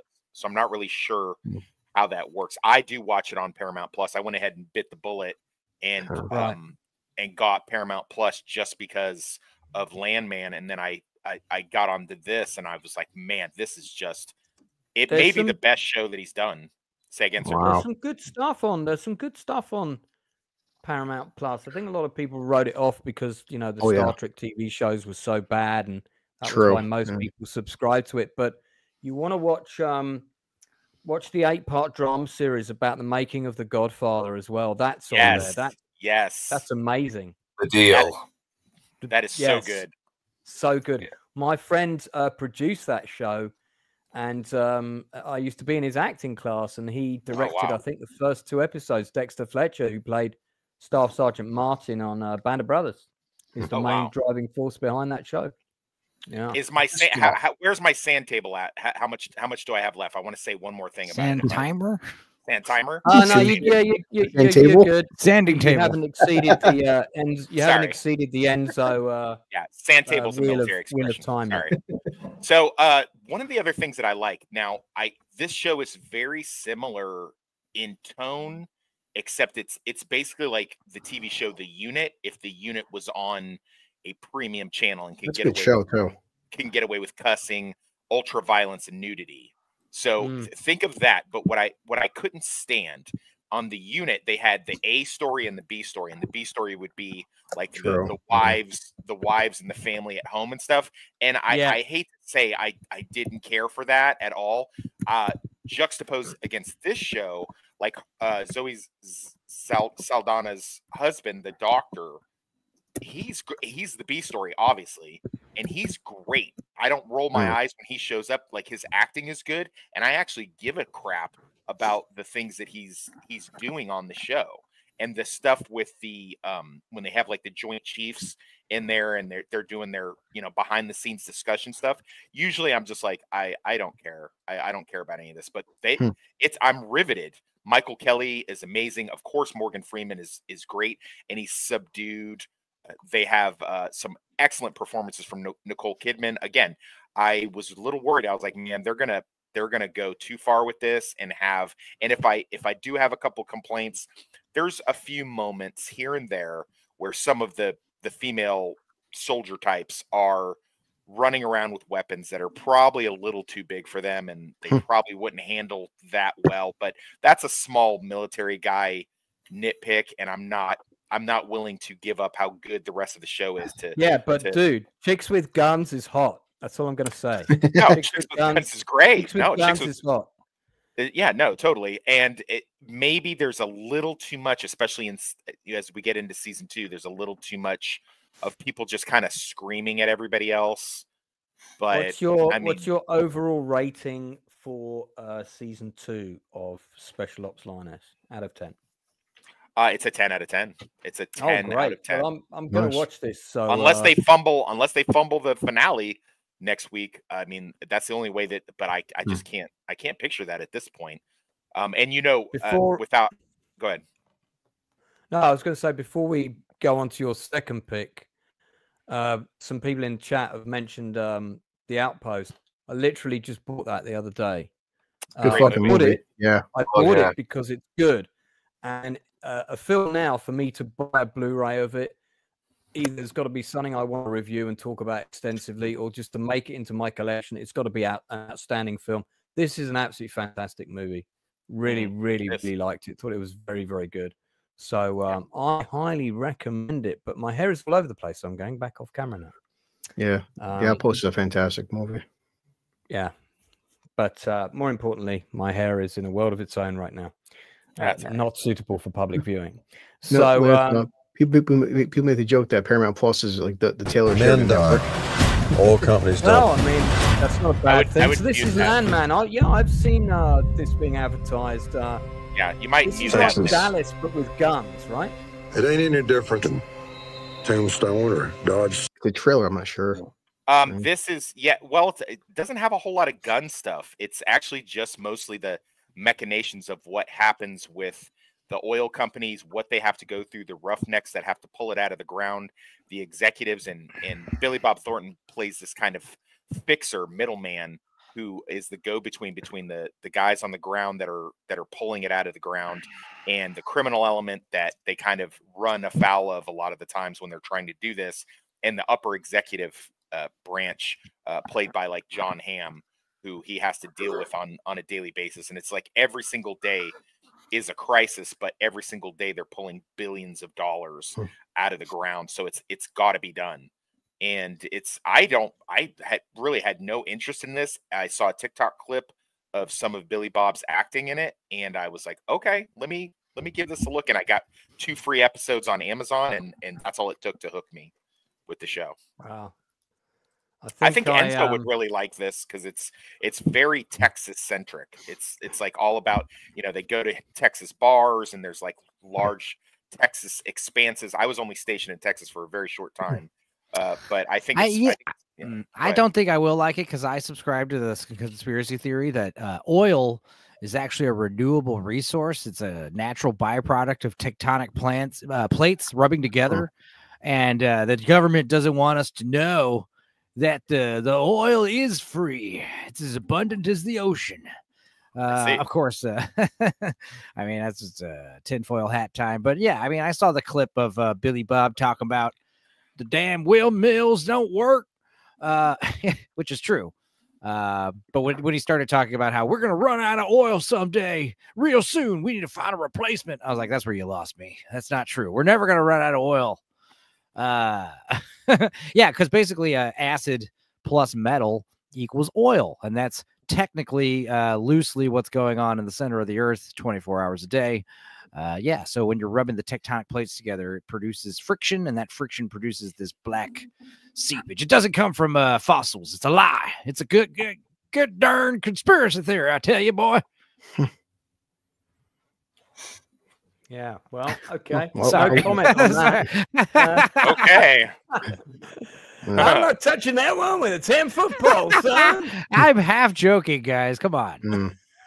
Okay. I mean, There's Enzo on set in the middle there. Just do your own research, bro. Do your own research. Layman doesn't have the high production value of the Hallmark films, but you know. Right. I'm glad you said it. I was like, he has no problem with Scott, our dude from the Sons of Anarchy spin-off, Mayans. Mayans. I love that actor, by the way. And the Sons of Anarchy. Rate him. I might give this a go. I would be shocked if you didn't love it, Lance. Yeah, it's on my list, though. This is on my list because I have been hearing good things, not just from you, a lot from people in my life as well. It's definitely gaining a lot of traction at the moment.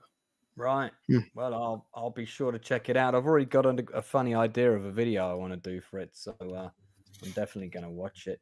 What are you going to give it out of 10, Tox? I'll give it a solid 9. And it's and the only reason I don't go higher with it is, one, I do, but Enzo's tinfoil hat theories aside, one thing I do agree with Enzo on 100% is that you don't want to get too invested into a show that just started and get the rug pulled out from under you. I unfortunately have learned that the hard way, so I'm tentatively worried. And they are kind of they do a thing in the very first episode, a very Game of Thronesian kind of thing in the very first episode, and I'm not happy with that. So I'll just leave it at that without giving away any spoilers, which is like, okay, you want me to understand that it's a dangerous job and I don't get attached to any of the characters, that's fine, but I mean, come on now. But beyond that, it's a solid 9 just for the acting and just for, I mean, you really feel like you're there in Texas in this area of where they, they're pulling out, and it gives you whatever you happen to believe about the oil industry or climate change or any of that other stuff. You have to understand that it's this huge business, and it like rips apart these people's lives. Also, due to the fact that a lot of the guys that are the roughneck guys, these are guys that got out of prison and they can't really get good paying jobs doing a lot, but they can do this and still make $100,000. In fact, that's a plot point and a line of dialogue in the show, and I thought that was pretty interesting. Okay, well, so that is Landman. That's admittedly a terrible title. That wasn't his best title of all the titles that he's come up with. It's not very good. Yeah, it's all right. I mean, it's does what it says on the tin. So okay. So good choices there. You've also got this thing called Shrinking. Burn down your career. Let me take me with you. Coin flip. Yeah, got to be careful with the volume there. Yeah, so this is Apple Plus, but for those in the know, I'm part of a group that we kind of share a Plex pass, basically. And so we get random stuff downloaded onto it, completely legitimate. We pay for it. But so I did get a chance to check this out. No, I swear to God, it's not, 7 C's thing. So this is Jason Segel, who you'll know from, How I Met Your Mother and Forgetting Sarah Marshall. He plays a therapist. He's going, of course, through a breakup, kind of the same thing that you see him do a lot of the times. But he's also got Harrison Ford as kind of his elder mentor. And I don't know if you guys have ever seen the movie with Dudley Moore, I believe it was, back in the late 80s. Where he's no 10. Where he's an ad exec and he decides to start telling the truth. Oh, that's that's the one where and they send him to a mental asylum. He goes to the asylum and all those people end up working for his Volvos. Yeah. They're boxy, but good. Paul Reiser's in it. So it kind of steals that concept where he just, instead of doing the shrinking thing of just telling people, what they want to hear all the time, he kind of just, he starts coming up with solutions to the problem of people, Right. and it starts to ruin the psychology business. And then, you know, guys like Harrison Ford's character who make a living out of this, of just, you know, keeping people coming back, talking about their emotions and giving them these platitudes. Jason Segel is like, well, okay, so you've got this problem cheating on your husband. Why don't you do this? And he starts becoming very popular because of it, but he also becomes sort of a social pariah within that world. And of course, at the same time, his own life. But I'll tell you this, all that stuff aside, the standout is Ted McGinley, who you'll remember from Revenge of the Nerds and Married with Children. Married Children. He plays this character, Derek, who is the neighbor to Jason Segel, and him and his wife are the funniest couple. Everything they are in is solid gold, and everything that Ted McGinley does on this show is so great. Like, everybody loves him. He's like this, he's this really, what's the word I'm looking for? He's just this kind of fly by night. He's like a retired executive himself, and he just kind of does whatever the hell he wants, whenever the hell he wants to do it. And he's so funny with the stuff that he says, and everybody loves having him around. It was actually a YouTube reel that I saw of him, which is what put me onto this show. So it's a great show, and he's really great in it. John Travolta himself recommends Landman. Just binge. Good job, Vincent Vega. Good job. Yeah. So I will be checking that out. Yeah, Ted McGinley, he played Stan, the head of the jocks in the first Adventure of the Nerds film, right? Right. And he was also the neighbor. He was the second neighbor that married Marcy in Married with Children. Yeah, I haven't seen that, but you've never seen Married with Children? No, I haven't seen that, but I'm keen to see what, like, you know, how Ted McGinley's. I always liked him as an actor. Thought he was great. He's got a good range. He plays to his strength a lot. He's just super charming, and he's really funny. And because he's got this, you know, he's very well off and retired, so he kind of just does whatever the hell he wants whenever he wants to do it, and it makes the show extremely, you know, I don't know what the word I'm looking for is, but he just, whatever you can think of to. Just the clip that got me, if you find it, is they have like a Karen neighbor yelling at one of the other neighbors, and he pulls up in the car while his wife's arguing with her, and he says hi to everybody because he's this friendly guy, and the wife is like, "No, don't say hi to Karen. We don't like her." And he's like, "Oh, okay, I'm sorry. Eat a dick, Karen." It drives off. It's really good. He's super funny, and all the stuff that he does is really charming. And the newest season, they have a lot more of him in it. So obviously, you know, he kind of steals the show from everybody else. But overall, it's just really funny. And Harrison Ford is actually funny. You know, he can actually be.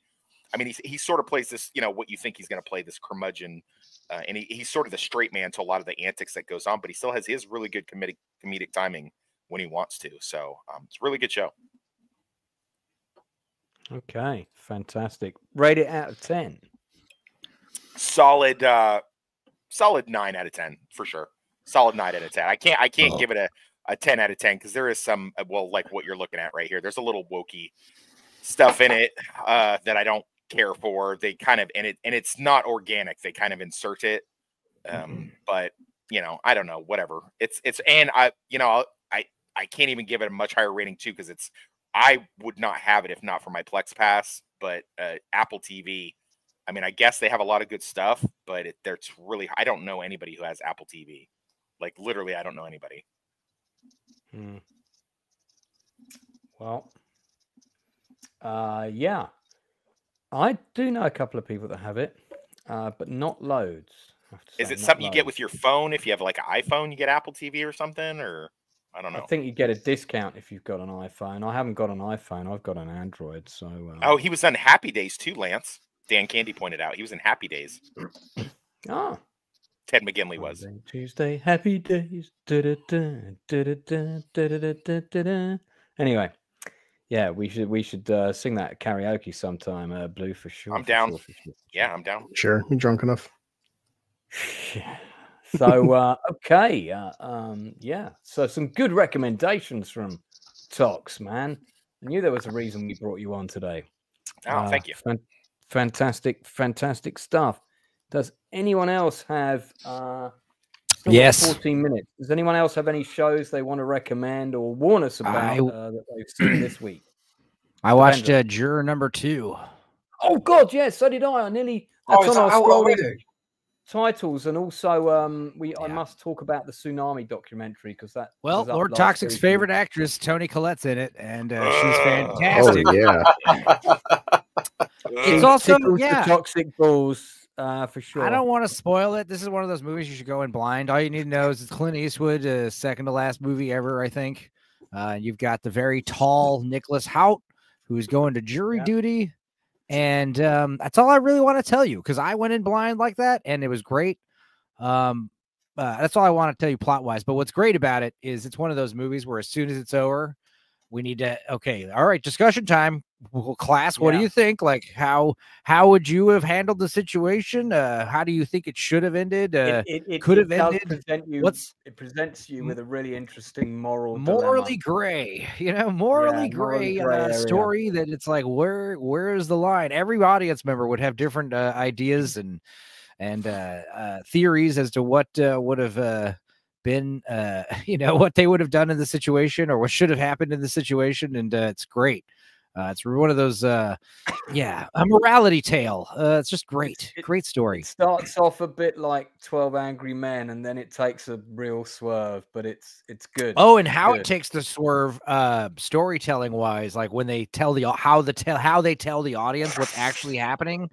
It like slowly kind of dawns on you, like, and you're like, oh my God, that's what this is about. Awesome. So I don't want to tell you anything about it. Just check it out. Clint Eastwood's still a real solid filmmaker. J.K. Simmons, the whole cast, the black dude from Reno 911. What's his name? He's great. All the other, vague and nameless actors that you see, they all do their part. But Toni Collette, really, really awesome as a. This is one of Toni Collette's finest performances. Nicholas Hoult, very good as well. In fact, all of the actors playing the jurors here, some of whom are relative unknowns. I really liked him, except for the Jack Black ripoff guy. It's like, I'm going to play him like Jack Black, but I'm sure he's probably directed to play. You got a stoner on you don't care about the young people. Yeah, God. But it's a good. Yeah, it's a good.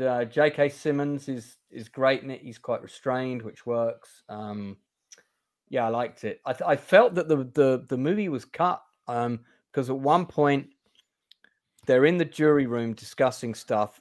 They literally just adjourned to start their discussions, and somebody suddenly says a line along the lines of, "Look, man, you said that same point in this room 2 days ago, and we've been here 3." And I was like, "Hang on, they've been here 3 already discussing this, and they only got in the room about 5 minutes ago." And I felt like something was cut from the movie at that point. So there was something missing. Hey, you know what? Cool. A big chunk of the movie happens on October 25th. They keep bringing up the date, October 25th. That's my birthday. Hey, yo, that's cool. Yeah. So just like Back to the Future, another movie that centers around my birthday. What would you give this out of 10, mate? I'd give it a nice 8 out of 10. It was, I'd give it an 8, even maybe an 8.5. The movie's fun, but what's even funner is like having the discussion about the movie with other people that have seen it. That seems like that's the big fun part about the movie. Definitely a good sort of one to go down the pub and have that after movie chat, which is very much what my book's about. Funnily enough, is the impact films have on you and how certain films steal time from your life. And I don't mean that in a negative way. You went to saw Star Wars, you became a big Star Wars fan, then you started going to Star Wars conventions and buying Star Wars Lego and toys and collecting Star Wars toys. That's what I mean about a movie that impacts you in such a way that it steals time. Leroy, you've got a new book out every week, dude. So you're coming on soon. We'll talk about that another time. Toxic has also got a book out, expecting a lawsuit for the scenes in Iraq unless I get cut.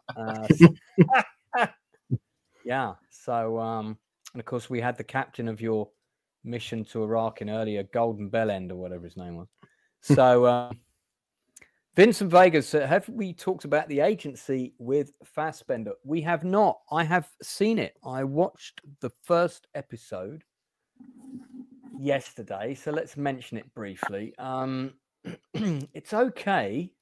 There are a lot of sort of agency type shows out at the moment. There are lots of shows with people doing their thing, playing both sides, and going undercover and playing roles and stuff like this. And this is Fassbender. He's one of those agents who goes in, he assumes a role, then he has to do a debrief, and what he tells the person he's debriefing isn't necessarily the same as what actually happened.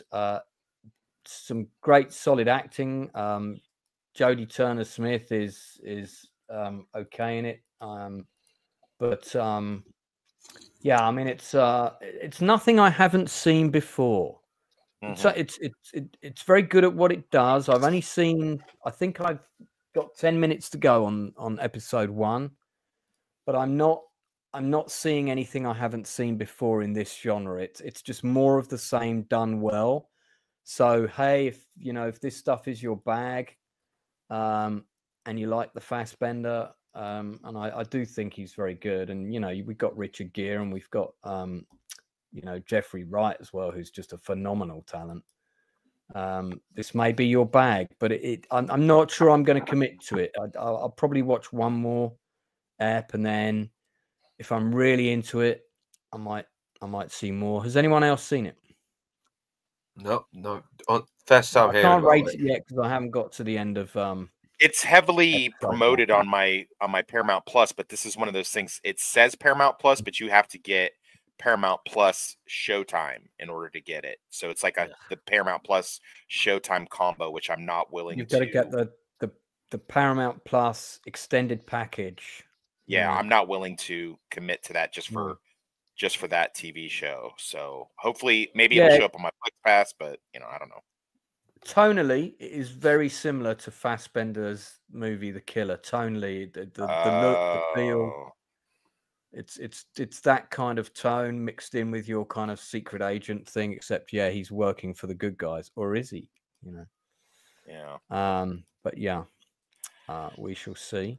Hang on, Hot Chick with a Gun. Let's just put that back up. Hot Chick with a Gun. There we go. Yeah, so I can't rate that yet. All right.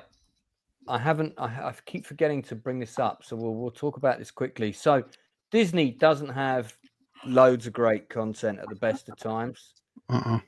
But when I think it happened, was it 2004? The 2004 tsunami. I had several friends just that year. They just happened to be out there that year. One of them was on CoPP. Another one was somewhere else in Thailand. And and I remember, we had quite a harrowing couple of weeks trying to trace these people and see if they had survived. And one person who did not survive was an actor who auditioned for me called Ross. And him and this other girl who met up over there and were hanging out, they both, I don't think they were ever found. Oh no! And the families had a service for them together, Yeah. But it's almost entirely made up of footage that was shot by people that were there. There's some incredible stories. But there were some places where I just didn't realize quite the level of devastation. I mean, there were some places where literally like the whole town is just gone. It's a 4-part series, extremely hard hitting. So not your cheerful thing to watch before you go to bed. And I whacked on an episode at 3 in the morning. I normally just put one episode of something on to sort of start nodding off to. I was so into this, I was still watching episode 4 at 6 a.m. So yeah, But it's I mean, one of the things that's great about it is the stories of heroism. It very much focuses on things that people did good, you know, the great things that people did. And it covered lots of stuff that I'd never seen before. And I've seen maybe 3 or 4 documentaries plus a couple of drama movies about this topic. The Impossible with Ewan McGregor is a particularly good film set during this. Yeah. People probably haven't seen. That's a great movie. Rocks. Yeah, it's really nail biting. But this is a great documentary bought from the same director who did 9/11 One Day in America. It's extremely powerful.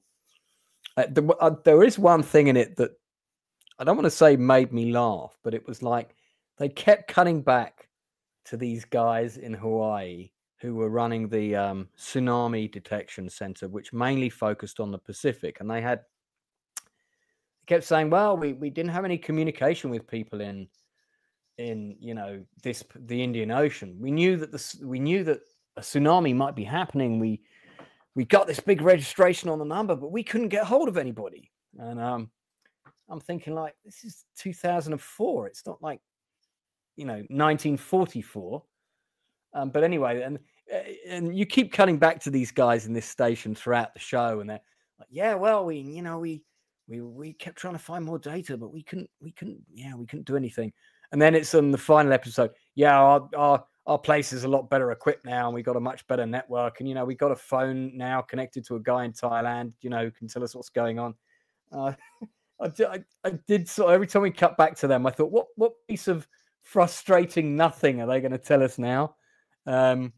So yeah, they were very ineffectual. It was kind of frustrating how ineffectual they were, and I'm sure they were frustrated by that too. But yeah, it's very good. 10 out of 10 from me. Exceedingly well made documentary. Nice, but not one for the faint-hearted. Well, that's me second. I wanted to mention one thing that happened today, which was pretty important, I think, for a network. Go for it. Oh yeah, this was the the series finale, which I watched my kids. Social media is going nuts of Superman and Lois. It's the end of the CW superhero universe. It's the final episode of the final show, and the fans are loving it. Tyler Hoechlin will go down as a very good Superman, and the finale was fantastic. So after 4 seasons, the show is officially over in CW. That's it. There's no more superhero shows in CW. So it's like the end of an era. I have not watched this show. I have heard it's worth my time, but me and superheroes, I'm just superheroed out. So no, I can understand. I would say out of the Arrowverse, it is the best show out of the Arrowverse. I would say that it definitely is better than Arrow and Flash and Supergirl and all that bullshit. It's and said people, because of how bad things were getting, they weren't giving the show a chance at first, and over the years, I think it gained a lot of fans' respect. And the finale was perfect. It was like 10 out of 10 finale for this character. And said he is. I am a bit of a Superman fan. Superman 2 is in my book. There's a big section on Superman 2. Yeah. I mean, there were some criticisms like, well, he's not as built as Henry Cavill. Well, who is? There's only one Henry Cavill.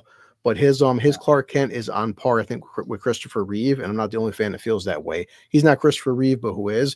But he is so far the perfect combination of Clark Kent and Christopher and Superman, because Henry Cavill is a great Superman. His Clark Kent was kind of lacking. Dean Cain was okay, but Tyler Hoechlin, I think in 5 or 6 years when people start watching the show again, they're gonna like really respect his performance. He did a fantastic job. Yeah. I do like the show. But I have a really hard time not seeing the kid from Road to Perdition when I look at him. Yeah. He's had the same face since he was 12, and then now he's just like this big built guy.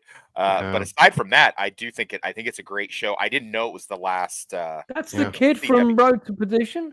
Yes, sir. Yeah. Oh my God. Okay. Yeah. I didn't know that this was the last superhero thing that CW is doing. I don't agree. I do not agree that it's better than Arrow. That's crazy. That's a crazy statement. Well, because the problem with Arrow was great for a couple seasons, but then look at the final 4 seasons of Arrow. Like this is only 4 seasons long, and Arrow damn sure outstayed its welcome. Well, okay, That's, yeah, That's what true. I'm saying. That's That's you know, Jason Beeg from Chicago PD, right? Not you Jason would know, Beeg. sorry. Sorry, Jason Beeg is the lead, I think. No, But this is one of the detectives from Chicago PD, I think. This guy. no, it's Is not. it not the same guy? Does he just look the same? Okay. He looks pretty similar. Yeah, he looks Yeah. similar. You know the guy I mean. Okay. Yeah. Yeah, I love Oh, I like Chicago that PD. poster. No, a that's why I great agree. No, I mean, poster. I think the first 3 or 4 seasons of Flash and Arrow were fantastic, but especially the Flash. The Flash lasted 9 seasons. That show should not have lasted 9 seasons. I agree. That's why I said with Superman and Lois, this show ended at 4, and I'm glad it ended at just 4 because any more it probably wouldn't be as good. So if Arrow ended at 4, it'll be like way better. But that's why I said this show doesn't have the shitty 5, 6, 7, No, 8, 9. Yeah, they didn't overstay their welcome. I Exactly. agree with that. I agree with that assessment. Yeah. Yeah. And again, and some people crap on the was it the visuals, like the Doomsday? They showed the BVS Doomsday versus this Doomsday. I mean, my God, man, how does Doomsday and CW look better than a $200 million Zack Snyder project? It's embarrassing. The fact that the CW got away with this kind of, especially during the daytime. He fights Doomsday during the middle of the day on a CW budget. I'm like, holy shit, that's impressive. Wow. Yeah. Okay. Dude, I might have to. I don't know, when I'm ready to go back to revisit something with a superhero in, I might put this at the top of the list. I mean, Lance, definitely said overall, all 4 seasons, the show does have some pacing issues. I won't debate that. But Tyler Hoechlin, his Superman is fantastic. But the show, I will admit, it's kind of the side characters aren't as good as him. But because he's so good, I forgive the shortcomings of the other actors. Sure. Right. Well, some pretty strong recommendations all around tonight. We've had a few 9 out of 10s and a few 10 out of 10s and everything in between. We're missing the inside man this week, who currently is working hard on a film production that we can't discuss. Yeah. So he's on set. Can't say what. I can't say what. But yeah, he's wink, wink. He's doing his thing on the inside. So yeah. Okay. Well, I am going to talk about my book because it's launching literally any time now. It's gone off to Amazon. We're just waiting for them to sign off. And one of the things that, as I said, my producer friend said to me was, why haven't you got more pictures in it? And I was like, yeah, you know what? I'm going to put some more pictures in. So I ended up doing exactly that. So, for example, in this section, I talk about when Alison and I went to the Cannes Film Festival. Here we are. And we did a pretty good job of working that festival. So, yeah, anyway, and then, we come to like towards the end here. One of the things I remembered that I did in 2023 was I went to see Mission Impossible Dead Reckoning. I took Matthew Holmes to see it for his birthday as a surprise. And I said when he came back to London, I would take him to my favorite cinema, which is the Empire Leicester Square. So there's a picture of me and Matt just before we went in to see the movie. I've no idea who took that photo. This is at another screening with film director Howard Ford. And this is the last film in the book, No Escape 2023. And there was quite a poignant story to tell about that. So I put that in. Then I did do a bit of a wrap up of the things I kind of did towards the end and so on. And I got this. I'm already writing another book about going back to raving. So here, for example, I'm with second unit director and stunt coordinator Dan Stiles, who was my flatmate for quite a while. So, I put stuff in with him and there was some pictures for some stories. There's me with Judi Dench. There's a story to go along with that. So there's a picture of me with my dad and Asha, who's a really good friend of mine. This is Angela Thomas, who my movie was about. So there's a picture of her in the book. So, there's a whole load of stuff that's been added just to give the whole thing a bit of a sexier veneer, shall we say. And there's a picture of my mum and dad. Because I talk about them a lot. So I figured we should have a picture of them in here. And yeah, there's a lot of personal stuff that's been added. Great photo of me with my grandmother holding up the soundtrack to James Bond's Moonraker and ELO, Electric Light Orchestra, Out of the Blue double album. So there you go. And my nan took me to the cinema on a number of occasions, so there's stories about that. So basically, the book is a journal of my life at the cinema and how films have shaped me, really. How they impacted my life, how they made me choose the career that I foolishly perhaps embarked upon. Nevertheless, I did it, and a whole load of other things, you know. So, yeah, I just think I'm hoping it's going to resonate with people. I'm hoping it's going to land with people. I need the support of my YouTube community where this book is concerned. I'm prepared to go on anyone's channel at any time to talk about it. I can send people a PDF to read ahead of time of that discussion. And I really need people to, you know, buy a copy of it on Amazon. And most importantly, do a review. As Toxic will tell you, reviews are very important.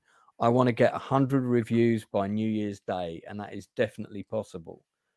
With the various communities that I've got. So let's see if we can make that happen. I'm sure most people will like it. If you buy it and you hate it, well, you know, hey, don't review it.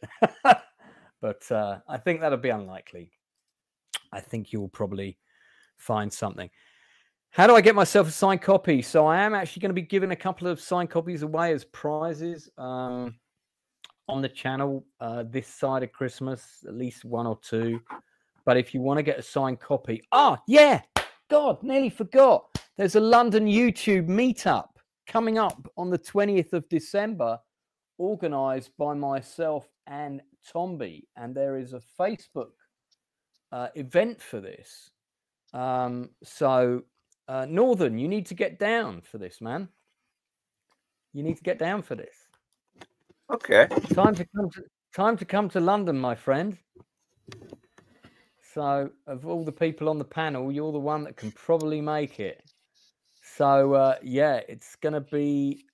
He's the only one, really. Yeah, Tomby promised to sort artwork out for this event, but he hasn't yet. No, there's a whole load of UK YouTubers we all met before. When I meant on this panel, he's the only one. On this panel, Inside Man will be there. Oh, okay. Well, fair enough. So there'll be over 50%. Anyway, there is an event for it. It's called the Outcast Creative and Tomby's Christmas Drinks and YouTubers Social. That means that I can invite people from the rave scene as well. Woohoo! So, and it's at the same place that the last London meetup was at. So if anyone gets a copy of the book and you bring it along, I will sign it. I'll be there to sign it quite happily. And I'll have a couple to sell on the day as well. Obviously, I'll sign and you can give me however much. The book's retails at $10.99 softback and $19.99 for the hardback. Price at Stupenzolicious recommendation. So, yeah. So this is just we're not expecting loads of people. So hopefully it will just be a group of us in a pub having some hamburgers and getting pissed. But yeah, I will be there. There'll be a few people from the Outcast Creative there. There'll be a few of the original members of the Outcast Creative. At least one or two of them are coming, I think, when we were just like an acting channel. And yeah, should be a good laugh. Should be a good laugh. So any people in there, it's on the 20th of December at the Sports Bar and Grill in Old Street. So that's where we're going to be. All right. Fab. Thank you for reminding me. I nearly forgot about that. Now I need to hassle Tomby for our poster. So, yeah. Okay. Stupenzo, what you got coming up, man? Bangkok Dangerous we watch tomorrow. This will be another edited for YouTube version of the We Watches. We're taking a break from the full length commentaries, and I'm regretting it already. Yeah, I had a couple. Had this one skirt past copyright. Next movie, not so lucky. I'm worried about the following movie. We'll see if I can get him up in time. But yeah, Bangkok Dangerous. Me and Gort King watched that, and it was fun. Real bad movie. So Nicolas Cage's hair is doing its own thing. I don't know what's going on. But yeah, check it out. It's fun. We had a fun time watching it. Other than that, yeah, otherwise I'll just be goofing off on my show Sundays and the occasional other days. So yeah, just chilling. Just chilling. Okay, fantastic. Northern, what you got coming up? Well, I've just released my Jingle Balls Christmas review on Bad Santa, and next week it will be the Santa Claus movies, and it's not just the first movie, it will be the sequels and the TV spin-off to Santa Clauses. And are any of the sequel movies worth watching? Because I was about to watch the second one the other night, and I kind of... Not really. Yeah, the sequel's fine. It's all right. It's passable enough. The third one's awful. Santa Claus it's bland, but yeah, the kids will love it. It is kind of like a good old school little Christmas, little TV show, and it does kind of have this little message about Christmas being problematic, which I thought was very ballsy of Disney. And on Saturday, I'm going to be doing a stream on Tokyo Godfathers with Enzo, and I'm hoping I can get Critical and Paul and Inside Man on there if they are too busy. But who knows? If anyone else wants to jump on Tokyo Godfathers, yeah, I've heard that's pretty good. It's good. It's the best Christmas movie ever. I keep recommending it every damn year. Nobody watches it. Just like all these other movies I keep recommending and saying there. Did you guys watch Look Back yet? The animated one, yes. No, Stupenzolicious, yes, I've seen it. I watched it right after the stream last week. It was amazing. Good. Okay. Really well, good. Tokyo Godfathers. Put that next on your list. Watch all the movies I recommend, guys. They're good. I don't bullshit you. Watch a lot of Satoshi Kon actually does some good stuff. I've only watched 3 movies of him. Yeah, he's one of the best filmmakers of all time because his filmography is over with. But yeah, it's just. It's such a crazy group of movies. And yeah, we talked about Paprika. We talked about A Perfect Blue already. This is the third big good one he did. Also his other ones he has all bangers. So Tokyo Godfathers, like I said, best Christmas movie ever made. It's better than Christmas Story. It's better than Elf. It's better than Die Hard. It's better than all of them. I wouldn't say Die Hard, maybe Elf, yeah, but it's still a good one. It's still very touching. Look Back, you were right about the ending of Look Back, man. God, what an ending! Right, what a middle, what a random dude. The movie is insane. I mean, the whole thing is like a roller coaster. You're like, hang on, wait, right? What just happened? Where? Hang on, is this right. person real or aren't they? I told you to go in blind, man, and I was like, yeah, this is one of those movies. Yeah, hell yeah.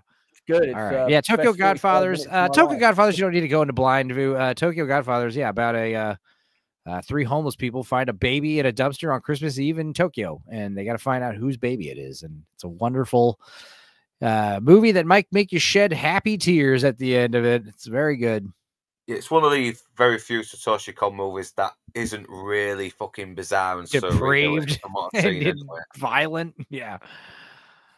Okay. Yeah, I think there's one scene of violence in it where the main homeless guy gets beaten up, but no, there's some violence. Yeah, it is dark though. We'll see that it's very dark, it's very bleak, but at the same time, it's kind of got a heart as well. There is still an optimism to it. Yeah. Tox, what about you? Anything you want to plug, man? Well, I mean, yeah. Besides the book, which is available on Amazon, if you have an Amazon Kindle. You can get it for $3. If you have Kindle Unlimited, you can get it for free. And the paperback is, as you pointed out, I believe they may have bumped it to 15 now, actually. Not sure, but it looks like it's still showing up at 12 and change. So, but beyond that, Dudicus and I did Highlander again this week. We've broken up our episodes where we do, instead of doing 2 episodes at once, we do 2 episodes on 2 different days on his days off.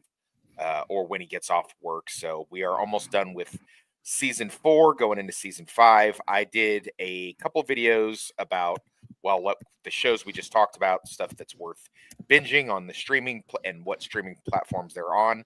I also went ahead and did a Thanksgiving special where I talked about the Stephen King book versus movie Thinner that he wrote under the pseudonym Richard Bachman, which is I kind of feel like is a little underrated gem. And this Friday, I'll be appearing on Nadia's channel to talk about the season finale of From, the TV series From. Oh yeah, that's a good show. Fantastic. Okay. Excellent. Blue, did you want to plug anything? No, I'm just working on videos. I'll get Gladiator 2 out tomorrow, Moana 2, and just real quick, Lance, apparently, for better for worse, right now, Gladiator 2 is Denzel Washington's highest gross movie in his career. Really? Right. I just read it. Blue, incidentally, try not to race off when we finish, man, because I need to bend your ear on something. I'm just saying, but like, no, toxic. Like, in Gladiator 2, I didn't like the film, but like objectively, it's so far, it's his highest grossing movie. That's crazy. Yeah, I didn't care for Gladiator 2. I just found it. I just thought it was a big disappointment. I think for the amount of money they spent and the talent behind it, I wanted. I didn't expect it to be amazing, but I thought it would be above average, not average. The CGI baboons and sharks, Lance. But come on, I just all of that stuff just took me right. I just thought, come on, man, I am curious to see this month of Craven. I guess Sony put out the first 8 minutes of Craven and watched the first 5 minutes of it, and maybe it's going to be Madam Web bad. I'm not sure. We'll see. I have got several industry interviews coming up, guys. I've got next week. I think I've got 3. I've got one almost every day next week. I've got an interview with Michael Lee, who's a journalist, on his new book. I'm sorry, I don't have a poster for that to put up, but that's on Monday night at 9 p.m. I've got an industry interview with writer-director James Timon, who's an indie filmmaker, about his movie Ringside, which is currently available on Amazon. So we'll be talking to him. He's coming in. That's at 8 o'clock. So that's before the Nielsen ratings. I'll be interviewing James, and then I'll be jumping on the Nielsen ratings at the usual time, hopefully with no delays this time, right after that. Then on Wednesday, I've got Centerforce and house music DJ Anthony P., who's one of the co-founders of Rave Illusion. And of course, we lost the other co-founder of Rave Illusion, Jess Jones, just a couple of weeks ago, which was really sad. So, but anyway, Anthony's coming in next Wednesday. He is on, I think, at 8 o'clock UK time. Then on Thursday, I'm doing an interview about my book on Roman's channel. So that's on the 12th of December. And then, that's the week of the 9th. I'm doing an interview with Tomby on his channel tomorrow night at 8 o'clock. Haven't got any other industry interviews this week. I did have one, but it got moved. Then the week commencing the 16th of December, I've got another independent director who's coming on to talk about his film, which I just saw a poster for on Instagram. It's very difficult to get a hold of material for this because the film's not out until 2025, but the movie is called IC9. So we're going to be talking about the movie IC9. I've got about 4 friends in this film. Alex Reese, who's just done a plug for it here, was actually in the Paratrooper concept material. I've worked with Alex before. Gulshan Singh, who's the director of IC9, he is coming on the channel. Then on Wednesday, the 18th at 5 p.m., the woman in this video will be coming on the channel for an interview. None other than legendary podium dancer Vicky Lee.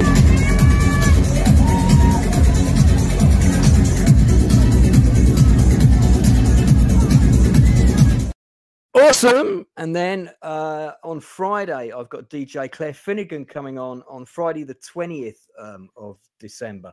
So you know what, guys? It might be possible that I might hit 100 interviews before the new year. We'll see. I'm certainly going to get to 96. Whether I get higher, I don't know. We'll have to wait and see. Anyway, okay. Well, that's it from the Outcast Creative Nielsen ratings this week. Like to thank everybody in chat. We've had a few new people in, so thank you for your comments. If you do want to write derogatory comments about my guests, please note that we will use them to humour for full effect. You know, if they go further, they will not be tolerated. Keep it polite, keep it friendly. It's all about supporting mutual creatives here. If you are a creative with a project, get in touch with me. I might get you on for an industry interview. You can contact me via the Outcast Creative Facebook page or my Twitter account, Lance Nielsen WD. Thank you very much for my panelists, my regular co-host, Stupenzolicious, who's been helping me out with posters and book covers and all kinds of things in between. Northern English Bastard, Lord of Toxicity, special guest this week. And, of course, Blue Collar Loser back for the first time in ages, drinking water. Something must be wrong with him. He must be driving a bus. The book is not out yet. It's going to drop any time. I might get an email before I go to bed telling me it's available. As soon as the book's available, it's going to be all over my social media. The link will be everywhere. And what I need people to do, not just review it, send me a picture review with it as well. That would also be very, very, very helpful. Thank you so much, guys. I would ask my guests, if possible, if they can hang around. So we'll do the shorter version of the end credits until next time. He's creative, how about you? Share your passion, join the crew. At Outcast Creative, we're breaking through. Hang with Lance and the Outcast crew. Hang with Lance and the Outcast crew. Interviews with fellow artists on the rise and reviews that might surprise. Films, TV shows from back in the day. You might just find a hidden gem today.